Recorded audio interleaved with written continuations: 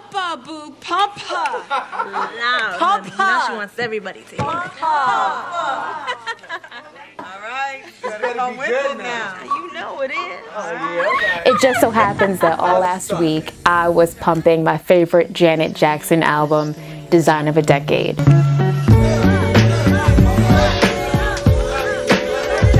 Design of a Decade to me is like Janet's manifesto. It's where she says, I want to be the one in control.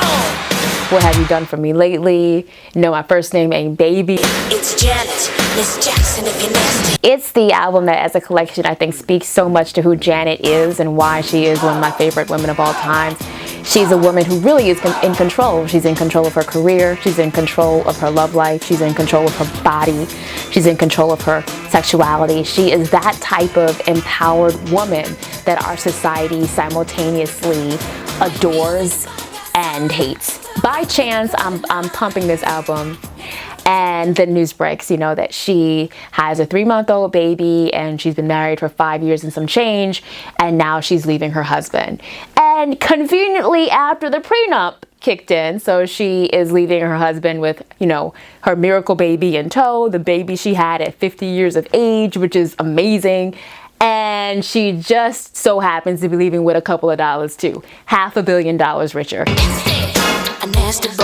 People allege that she's a gold digger and she's in it just for the money, as if she didn't have any money to begin with, or that she was, a baby digger and in it just for the baby. And the thing about Janet is, I am not worried about Janet Jackson. Janet Jackson right now is somewhere so unbothered because women like Janet and women who are in her league, women who, like I say, live and love on their own terms, who are doing exactly what they want to do. They don't ask for permission. They don't do things that abide by, these rules. They do what's best for them. And I know that sounds selfish, especially coming from a woman and being in a society where so much of womanhood and so much of what it means to be feminine in the society is, like being sacrificial and giving of yourself, and being kind and accommodating and nice.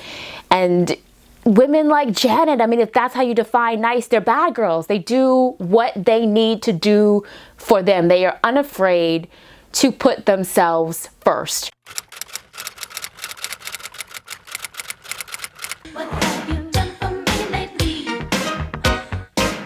I started thinking about Janet Jackson and respectability politics, the politics of respectability, which typically we refer to, as marginalized people policing each other. But when it comes to women, it's how women police themselves, and police each other, and how men police us, and keep us in check. It's the social mores, the sexual mores, the unspoken behavior codes of who we're supposed to be, how we're supposed to act, how we're supposed to conduct ourselves as women. And as women, we're not supposed to be gold diggers. We're not supposed to take advantage of men. We're not supposed to enter marriages for money or enter marriages for a baby. We're not supposed to leave our husbands if we have an infant child. Like, these are things that all go against respectability politics. And I was thinking about the rules and, what it means to be a respectable woman, and how it's such BS, and how any woman that really achieves any form of power, and I don't even mean like power like you rule over a country, but power like you have power over yourself, like personal power. You're loving on your own terms. Any woman that goes down in history that we talk about, that quote, well-behaved women rarely make history. They do not pay attention to rules, because the respectability politics, the rules of how we're supposed to act as women, were not made to empower us. They were made to keep us in a trap of, hope and despair, to keep us feeling insecure, to keep us feeling, to keep us seeking approval, to keep us in check, to control us, to control our sexuality. We look at the concept of settling. And this is a discussion I was having recently. A friend of mine posted a question on Facebook about is passion essential for you in a relationship? I don't know how she worded it, but something like that. Like, do you need passion? And many of the women answered yes. You know, I need to feel something. I need to feel chemistry. I need to feel physically, and yes, even sexually attracted to the man that I am with. I wholeheartedly agree. I cannot be with someone, particularly marry someone, that I don't feel anything for, because this is somebody that I'm going to, you know, be expected to mate with and to procreate with. So I want him, right? And there were people responding to the women on that message thread, you know, who were saying that that was superficial and that women should not really require passion, you know, as if these women are sort of somehow mistaken, right?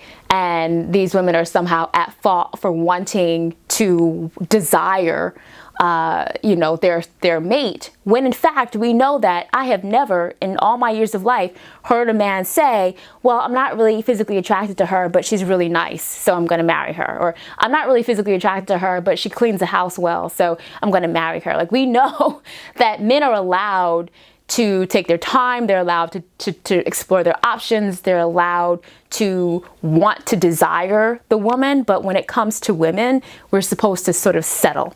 It's inherent, like, okay, he's not that ambitious, but he speaks English and he has two legs, so we're supposed to settle. But when we think about all of the standards and the expectations that women are held to, you're constantly put in a situation where you're damned if you do and you're damned if you don't, because in a patriarchy, as a woman, you're inherently damned.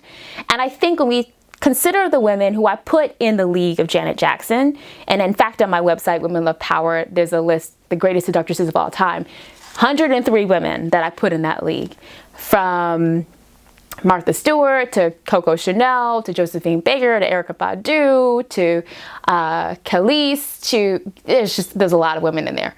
Pamela Churchill Harriman. When I think about women who make history, and whether it's because they were leaders, because they were queens, because they were businesswomen, because they were entertainers, writers, novelists, because they just married well or lived incredible lives, they did not follow these rules. They were all somewhat scandalous. They were not walking around wanting to be liked or wanting anybody to approve of them. When you think about Coco Chanel, for example, today, that name, Chanel, is synonymous with glamour, with luxury, with high end.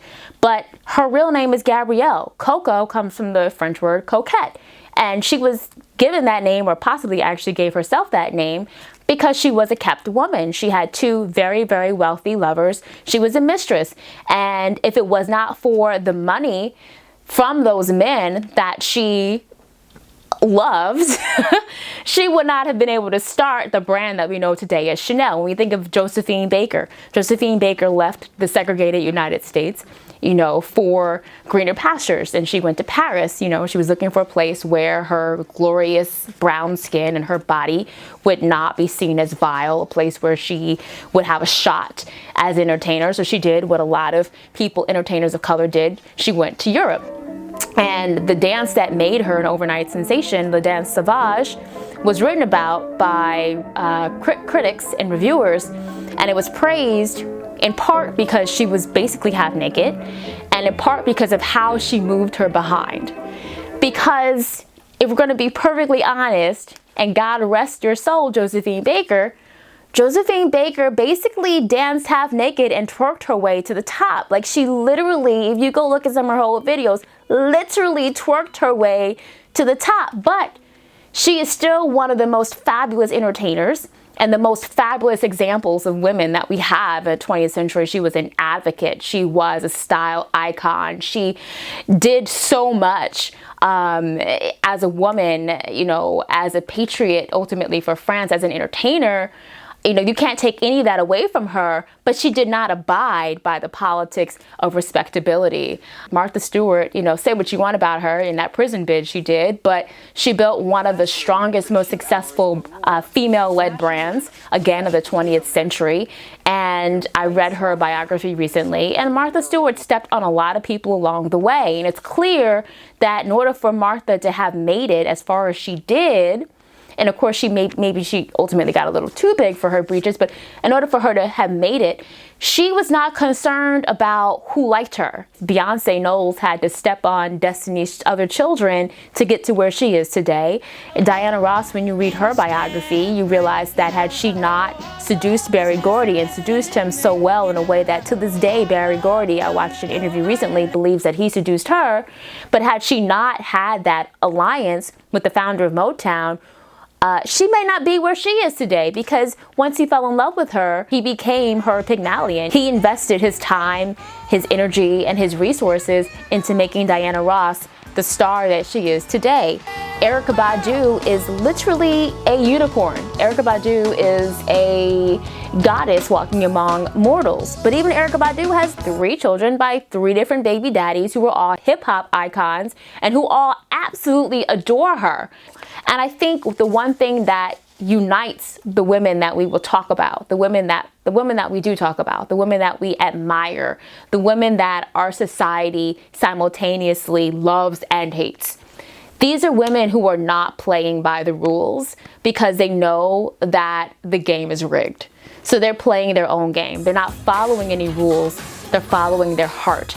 All the ways that we teach women to play by the rules, you know, literally one of the most popular dating books to ever be written is called The Rules. And while there's some common sense in there, you know, there are plenty of women that I can point out who married and married well, who did not abide by those rules. Even Steve Harvey's book, Act Like a Lady, Think Like a Man. Like, when is the last time you've seen a book on dating written for men that prescribed a set of rules or encouraged them to make themselves worthy of a woman's love and commitment and affection? You won't find it, because the books that are out here written for men are written in a way that boosts their confidence and gives them tactics to take advantage of women and to get what they want from women and to keep their options open and to exercise their privilege. But never do you see books written for men the way they are written for women, which is follow these rules, behave like this, do like this, and then one day you will make yourself worthy of a man's time and attention and love.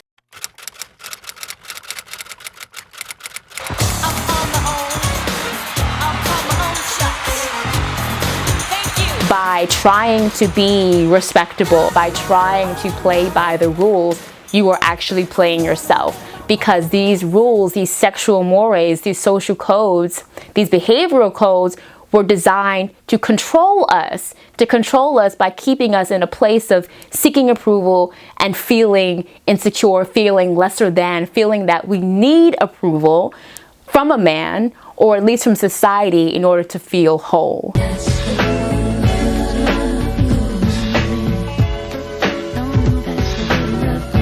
I think it's important as women that we are good people. You know, I think it's important as people that we are good people and that we have our own moral compass and that we feel okay within ourselves. But it's also important to not diminish who we are just so that we can live up to society's standards, because society's standards are very much flawed.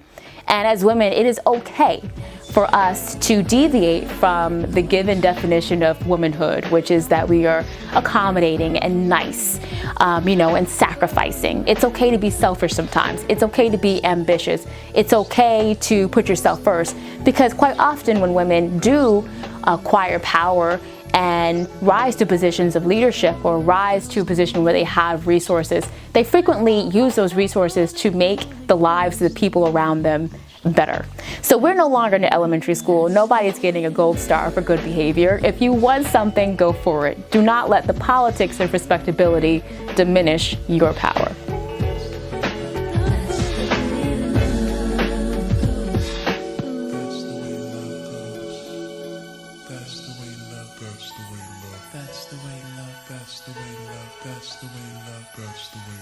That's the way love goes.